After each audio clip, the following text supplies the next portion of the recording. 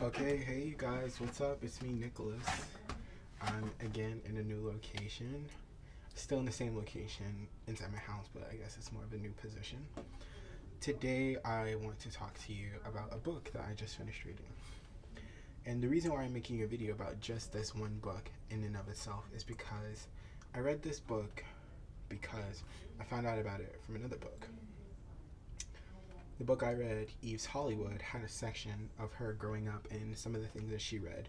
She was growing up and she mentioned this book, and I said, okay, well, I want to get more into classics, more into older literature. I want to explore that more. So this book was written in the 70s, so she's writing about it, probably 20th century, whatever.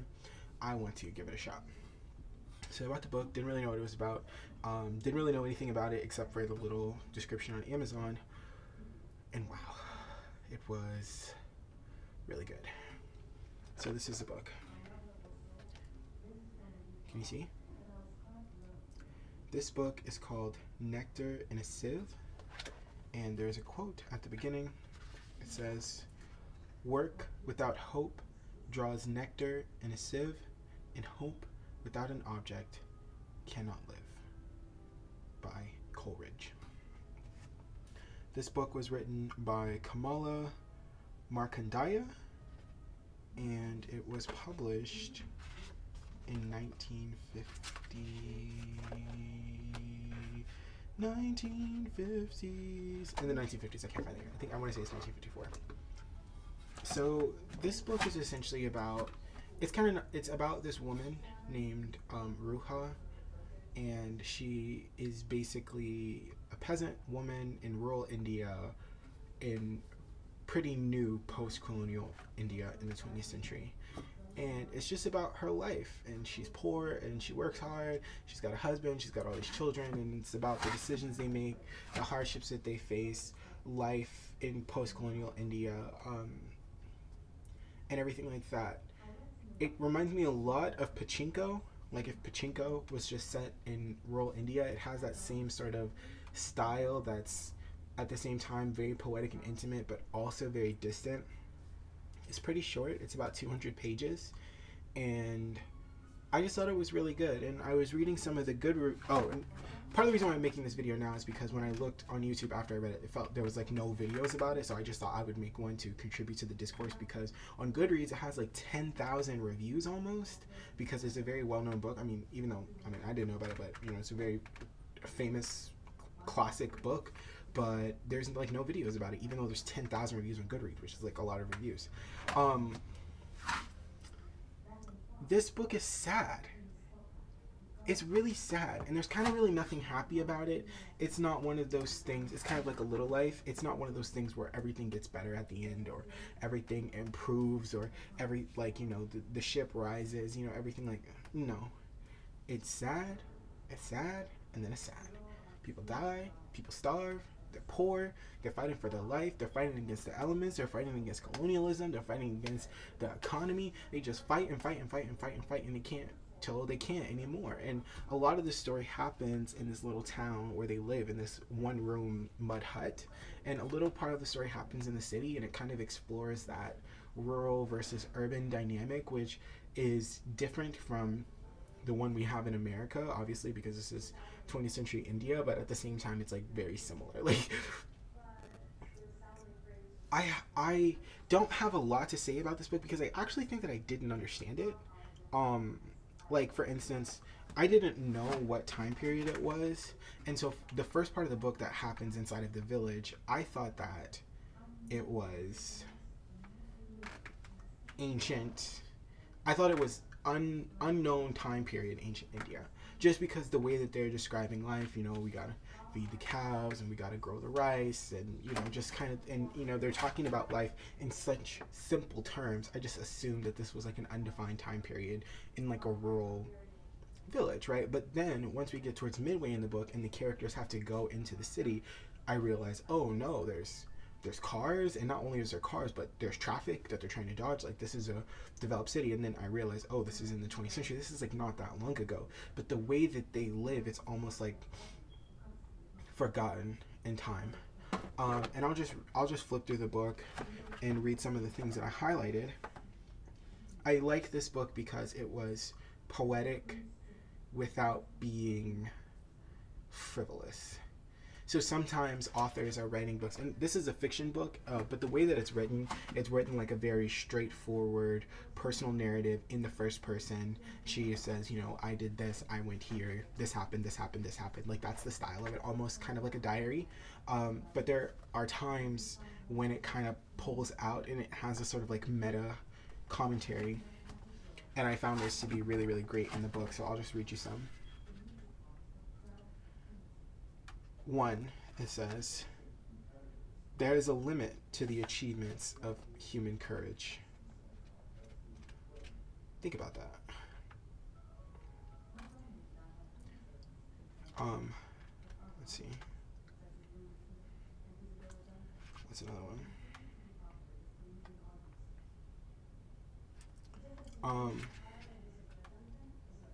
A pink-eyed child is no worse than a brown-eyed one. And I'm not telling you what they all relate to because I don't want to spoil it. I mean, I guess I can spoil it. Actually, spoiler alert.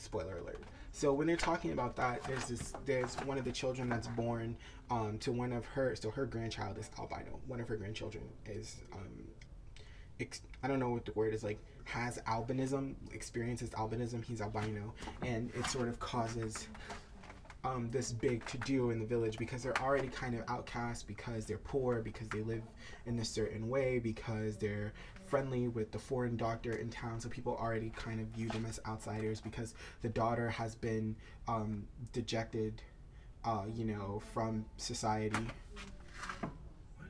Okay.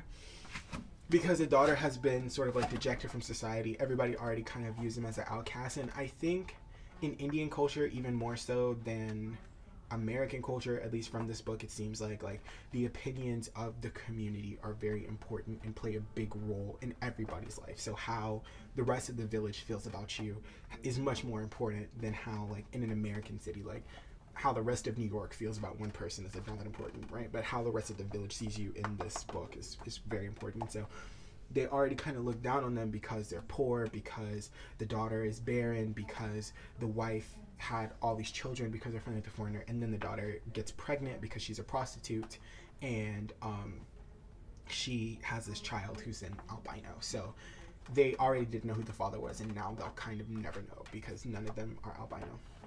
And it just causes a rift, and it forced the daughter to take on a burden that she didn't really want to. And there's this scene where they're having the naming ceremony, and the neighbor says something rude, and then that's when the brother says, like, is a pink-eyed child not the same as a brown-eyed child? Like, chill out. There's a lot of talk about just like suffering. Like, okay, so the daughter has the albino child, right? And they're all kind of just like, what the do we do about this? Even though, what is there to do? Like, he's albino, that's just what it is. And so the grandfather, the husband, Nathan, he says, it is a cruel thing in the evening of our lives. And then the main character, Ruha, responds, cruel but not unbearable. That's deep. Like, that's deep. That's deep. She's talking about the child. I held him, this child, begotten in the street of an unknown man, in a moment of easy desire, while the brightness of the future broke and fell about me like so many pieces of colored glass. Whoa. Whoa. Let's see, what are some other good ones? They have this saying in the book that says, the truth is unpalatable. It's cruel, but not unbearable. You see how they all kind of flow together? I don't know if she did that on purpose. And she has 6 kids. She has 1 daughter and 5 sons. So the 2 oldest sons, they kind of get into some trouble at their job at the factory or the tannery. It's a tannery, but I'm just going to say factory because I feel like it's a similar environment and more of you watching will know what a factory is. If you don't know what a tannery is, go look it up. Even I'm not all the way sure what a tannery is. I think a tannery is like where they dry and tan like cow skins and stuff for fabric and for leather. But it's like a factory type of thing, and that's another the sort of industrialization, ecological damage due to industrialization, and how that affects the lives of the people who have to deal with it. It's also something that they discuss in the book. So kind of early on in the book, these people decide that they're going to open up a tannery in the town. And the tannery, I think, is, at least the way that it's not super well described in the book, but I think what she's trying to say is that the tannery is owned by the British. It's managed, the PMC, the professional managerial class, is actually of Arabs, because they do discuss a little bit how there's these Muslim people that move into town, not just like one family, but like a group of Muslim people that move into town once the tannery is done being built, and the women all wear burqas. And so one day the main character Ruha and her friends are talking about the women in burqas, and they're just like, shit, it's too hot out here for all that, like they're crazy, like what's going on? And one day Ruha is walking and she sees a woman in a burqa, and a woman in a burqa is like, hey, come into my house for a minute. So she goes inside the house for a second, and the woman like is wanting to buy some of the fruit and stuff that she's about to go sell at the market. So she takes off her burqa, her hijab, or whatever she has on. She takes it all off, because obviously Ruha is a woman, and it's kind of like a humanizing moment. And Ruha is kind of just like, oh, you know, she's just like a regular chick. She want to buy some pumpkins. Like, hey, like, all good with me. So, that was an interesting dynamic. But okay, back to the tannery. So in the tannery, it's owned by the British, it's managed by the Arabs, again kind of commenting on economic and status and class and industrialism and globalism and all that stuff. And so the two sons go to work there, but the two sons are different kind of from everybody else because they can read, and that wasn't a common skill to have. So they read, they're smart, they're intelligent, and they realize that their labor is being exploited. They try to lead like a protest to get higher wages. They end up getting fired, whatever, and then they decide that they're going to leave town to go basically be indentured servants on this tea plantation, a tea plantation which is probably owned by the British. Like they're probably going to go work for the East India Tea Company. Not the East, is it called the East India Tea Company? You know, I actually read a book about that. It's called For All the Tea in China, and it talks about how the East India Company, I think it might just be the East India Company, how the East India Company was like the world's kind of first corporation. Not necessarily the world's first like big business or big trade, but like the world's first corporation in the way that we think of corporations now. Like the East India Company was the first Amazon in a lot of ways, in the way that it acted as this sort of quasi governmental state force international thing. Like that was kind of really the first time that happened. And so the book For All the Tea in China discusses how the East India Company actually stole the formula or the technique of how to actually cultivate the tea plant, how they got it so that then they could do it in India, because they couldn't really get into China like that, but they could get into India. I forgot where I was. Okay, yeah, so the sons agree that they're going to go to this plantation, and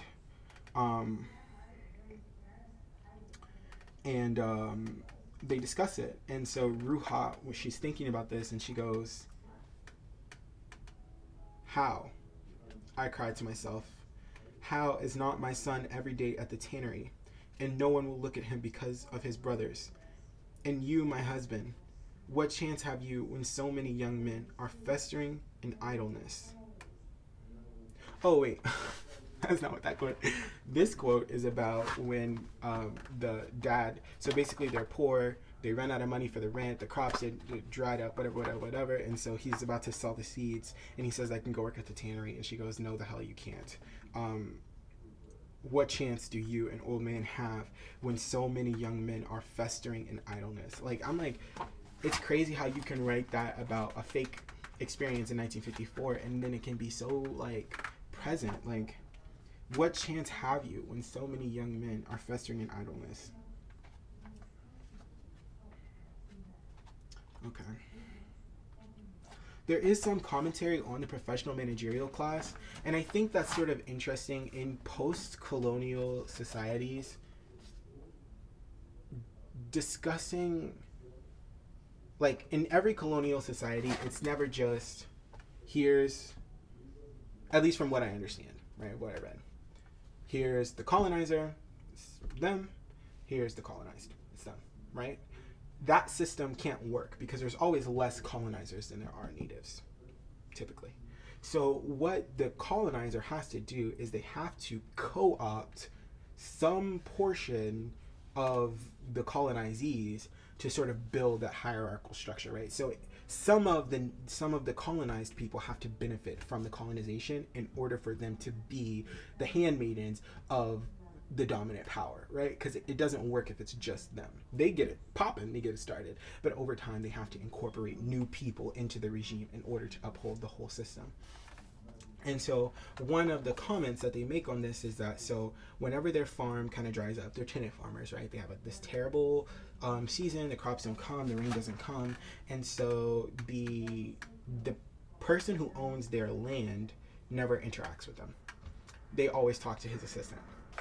So the assistant comes and he's like, okay, time to pay up. They never say exactly what it is, but they said that 125 was not even half of the payment. So let's just say it's 300 rupees. A rupee is like $1, I guess. It's 300 rupees. They don't have that. And so he says, listen, you got to have your money. They're like, we don't have our money. And he's like, well, then we're going to have to evict you. And they're like, don't evict us. Like, we've been here for so long. Like, we'll get you the money. Like, you can, like, look at the sky. Like, do you see any rain? Like, how are we supposed to grow any rice? Like, there's literally no rain. And the guy's like, listen, like, I don't know what to tell you. Like, I got a job. Like, this is my job. And so Nathan says, so Ruha says, no easy job for him. He is answerable, even as we are.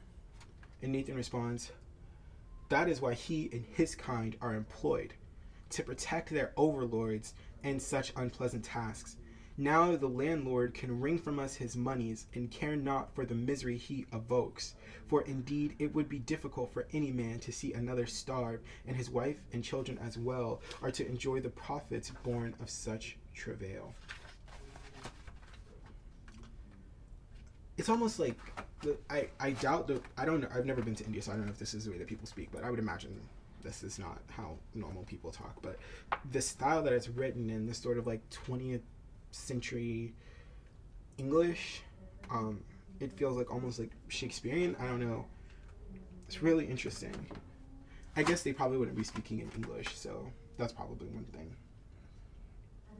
This is where the sons talk to the mom and tell her that they're leaving, and they say, there is nothing for us here. We have neither the means to buy land nor to rent it. Would you have us wasting our youth chafing against things we cannot change? Indeed, no, said Ruha. But Ceylon is a distant land. Its people are not ours. How will you fare? No worse than here, he replied. No worse than here.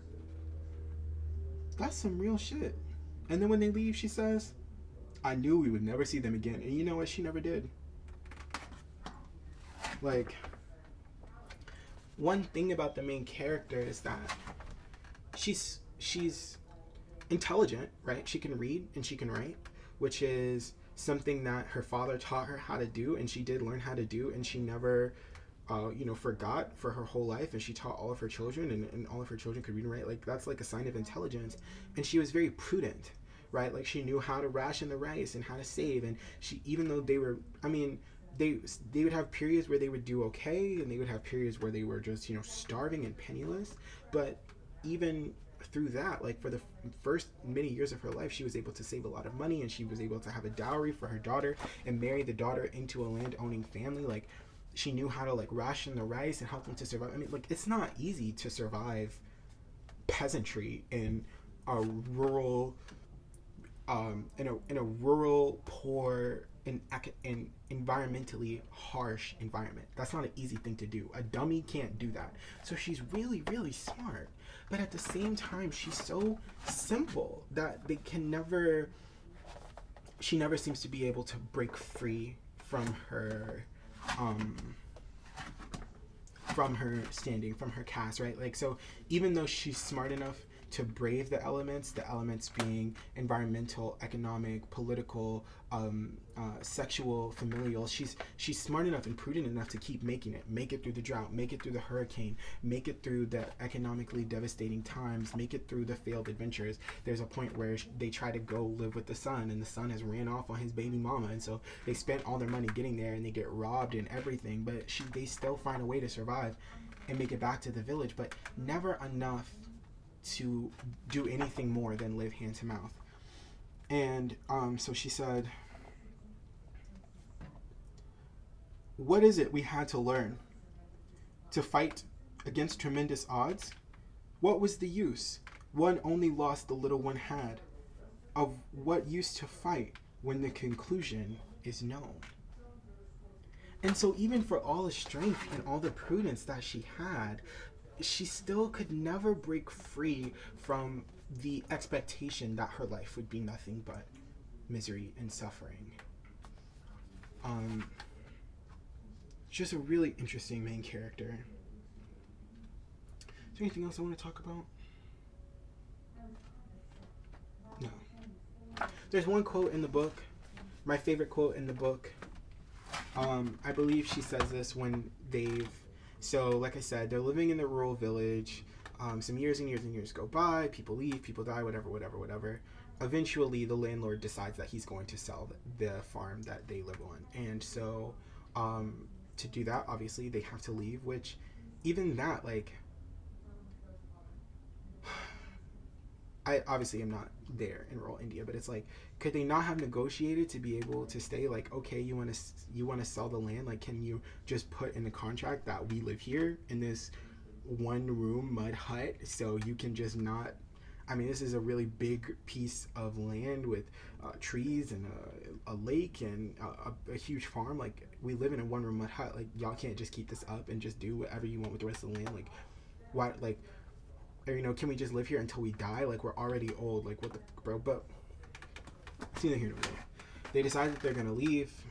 They really kind of don't have anywhere to go. They don't have phones, and they don't write really letters, and they can't afford to get on a train, and they kind of just use kind of like the last little money they have to get on this cart to go to the city where one of her sons moved many years ago. They get there and they discover that the son didn't live where they thought he lived, so they still were able to find out where he last lived when he lived in the city. They find his wife, they find his child, but he's gone. And the woman said he was nothing but a drunk, a gambler, and a whore, and now he's gone, so I'm, gonna make a way for me and my kids, but I really got nothing for you. And they had to live in a temple. They basically living in what in modern times would be like a shelter, soup kitchen, like a homeless shelter run by the church, basically, is where they live. And she says, wide world, but as narrow as the coins in your hand, because they don't have enough money to get home, and they really don't have enough money to eat. So they only eat once a day. They sleep like on the floor, or like in the yard of this church. They're doing back-breaking work, breaking stones in the rock quarry. And life felt just so limited.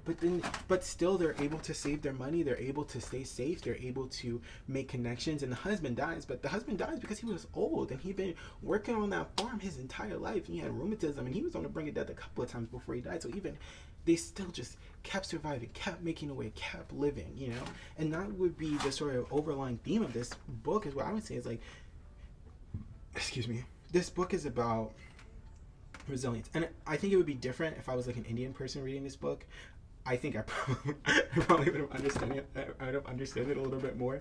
So maybe that's not even the main theme. Maybe that's not what she's talking about or she was trying to do. But for me, reading this book, this is about resilience and like how much can one woman endure, and it turns out a fuck ton. So yeah, that's my contribution to the discourse around Nectar in a Sieve. If you read this book, comment below what you thought about it, what your favorite part was. Also follow me on Goodreads, and we can talk on there too about it. Leave a review. I really enjoyed this book, but like not in a fun way. Okay, talk to you later. Aloha. What did I say? Au revoir, aloha, ciao. See you in the next video. Bye.